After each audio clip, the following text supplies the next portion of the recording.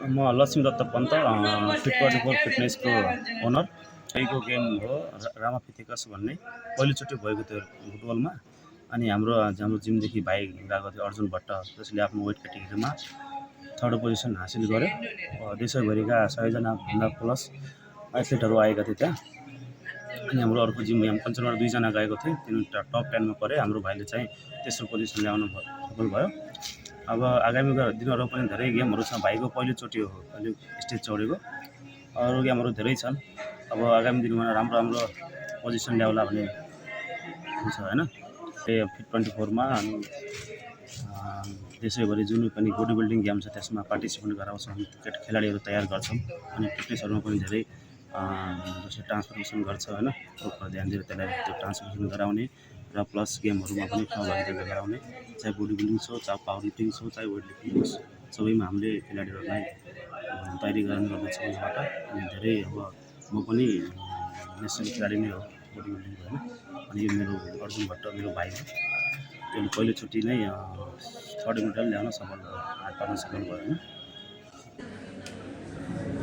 अब म tag number 2 लाई यहाँ पिचको 24 फिटनेसबाट म फिट24 फिटनेसको खेलाडी। तयारी त अब धेरै मेहनत लाग्यो तयारी गर्न। म जुन क्याटेगोरीमा खेलिरहेको थिएँ त्यो क्याटेगोरीमा थुप्रै मान्छे आएका थिए धेरै। त्यो धेरै मध्येबाट म थर्ड पोजिसन भयो। फर्स्टै गेम थियो मेरो। फर्स्टै गेममा म थर्ड पोजिसनमा आएर एउटा मेडल आयो। अनि मेरो दाइ लक्ष्मी पन्त फिट24 फिटनेसको ओनर, उनले मलाई तयारी गराउनु भएको थियो। म पहिल्यैबाट गर्थेँ जिम त 2 साल भइसक्यो मैले जिम गर्न लागिसकेको। अनि तयारी चाहिँ मैले म्यादी सकेपछि गरेको हो। मेरो वेट 66 थियो। मैले 11-12 दिनमै आफ्नो वेट 6-7 किलो घटाइसकेँ। अनि गेमको लागि त्यसै गरी तयारी भएको थिएँ म।